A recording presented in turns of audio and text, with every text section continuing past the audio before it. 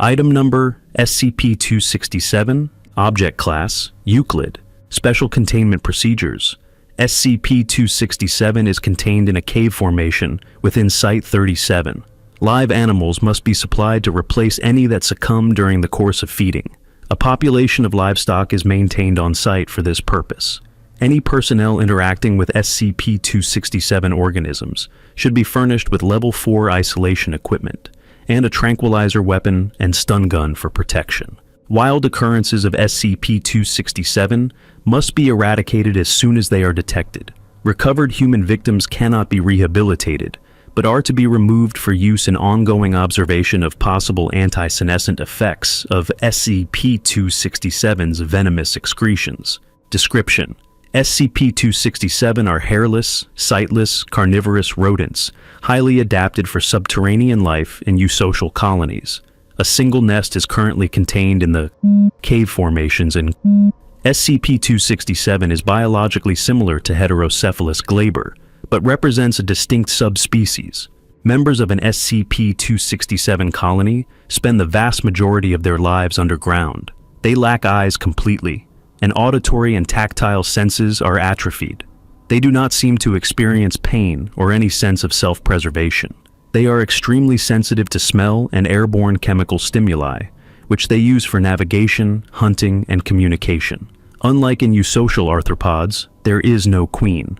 There are caste divisions in its population, however, including workers, soldiers, breeders, and nursery attendants.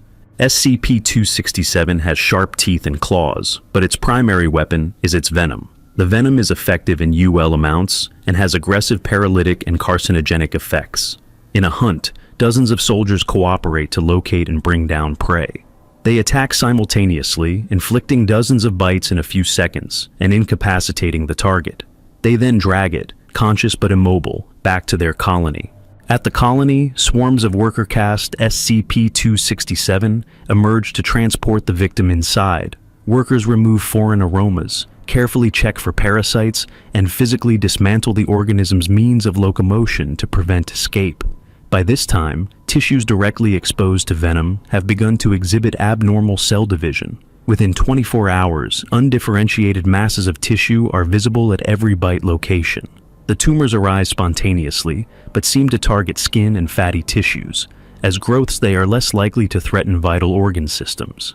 This has the added benefit to SCP-267 of producing a high concentration of energy-rich lipids for consumption. The tumors grow continuously until a few days after the larder animal's death. Because of the rapid tumorigenesis, larders have massive caloric needs. Workers masticate and regurgitate root pulp to provide the larders with nutrition. They seem to distinguish cancerous from healthy tissue by its scent, and remove tumors for consumption once they have ripened to a desirable size. Workers have been observed licking and tending to larder animals to keep them clean and healthy.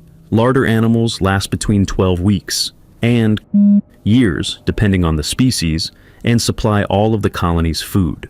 Many months typically elapse between SCP-267's forays to the surface. Members of SCP-267 are violently territorial and respond with overwhelming force to any intrusion into their caves. With sufficient food, they are capable of extremely rapid reproduction, a fact that has become particularly threatening since the extinction of their primary predator. Addendum 267-1. Bones from human beings have been uncovered in multiple waste areas within the caves, dating back several thousand years. Because of the difficulties in operating inside the nest, a full forensic survey of these leavings is unfeasible. 19 months after containment was first established, Larder A26 was discovered to be human, possibly who disappeared along with his parents on a family trip in at the age of. The lack of appendages combined with rampant tumor growth is responsible for delaying the initial identification. Genetic tests are consistent with human DNA with massive deleterious mutations. Attempted interviews with the subject, SCP-267-A26, have discovered only that his language faculties have atrophied over the course of his imprisonment. Addendum 267-2. SCP-267 shows a marked preference for acquiring humans as compared to other mammals. This is likely a result of humans' long lifespan and fast metabolism compared to other prey. Human subjects provide 33% more cancerous matter per month than a similarly sized pig, and can be kept as larder animals until the expiration of their natural lifespan. Footnote 1. There is some evidence that animals, including humans, may live longer than normal individuals of their species, perhaps due to some effect of SCP-267's venom or due to abnormal tumor growth. Further observation is necessary to substantiate this observation. This helps to explain forensic and anthropological evidence of human predation, even at a time before habitat intrusion made such behavior inevitable.